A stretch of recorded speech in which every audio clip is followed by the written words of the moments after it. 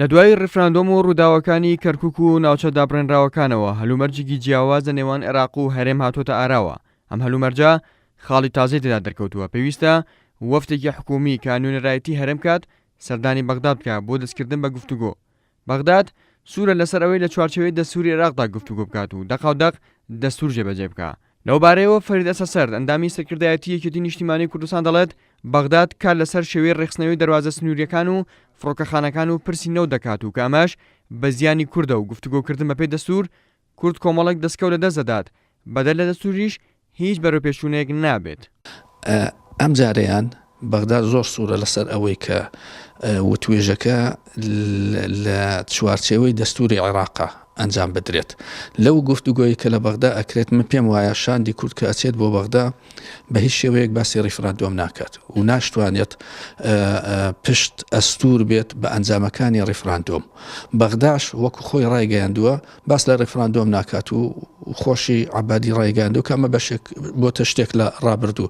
لەبەرەوە مەسەلەی دانانی مەرج لەلایەن هەرێم و دانانی مەرج لەلایەن عەبادیەوە پێم وایە کۆتایی هاتووە. ئەوەی کە زۆر گرنگە ئەوەیە کە کۆبوونەوەکە زۆرتر ڕەنگە تایبەت دوێت بە دانانی میکانیزم بۆ شێوەی ڕێخستنەوەی پەیوەندیەکانی نێوان هەولێر و بەغدا.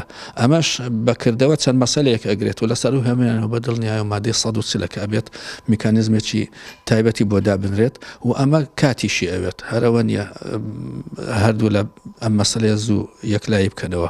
مەسەلەکەی تر پەیوەندی بە ڕێخستنەوەی پەیوەندیەکانە لەسەر بنەمای دەسەڵاتەکانی هەرێمی کوردستان و دەسەڵاتە هاوبەشەکان لەگەڵ بەغدا و دەسەڵاتەکانی خودی حکوومەتی فدرال.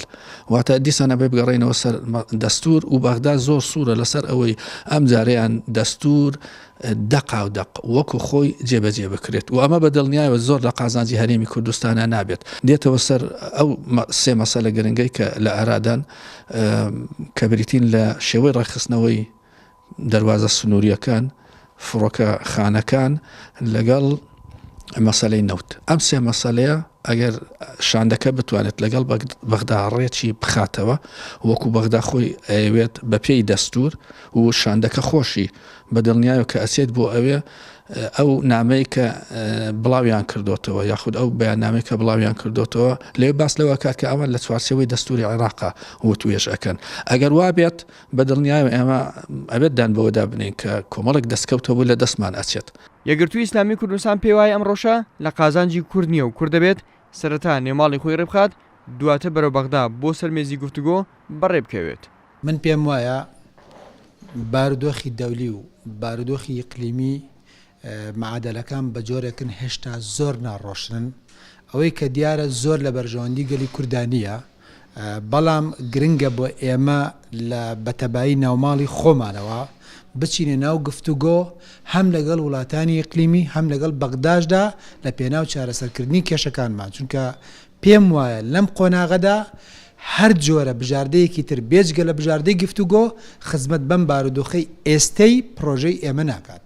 لە چوارچێوەی دەستوردا گفتوگۆکردن لە بەغداد کورد نابێت چاوەڕێی هیچ قازانج بکات بەڵکو دەبێت هەوڵ بدرێت کەمترین زیانی بەرکەوت و تاکە خاڵێک کە کورد قازانجی لێ بکات جێبەجێکردنی مادەی 140 لە بابەتی ڕێخستنەوەی پەیوەندیەکان بەپێی دەستور کە بەغداد داوای کردووە حکوومەتی ناوەند سزاڵ دەبێت. ئارام عەبدوڵڵا، کورسات نیوز، سلێمانی.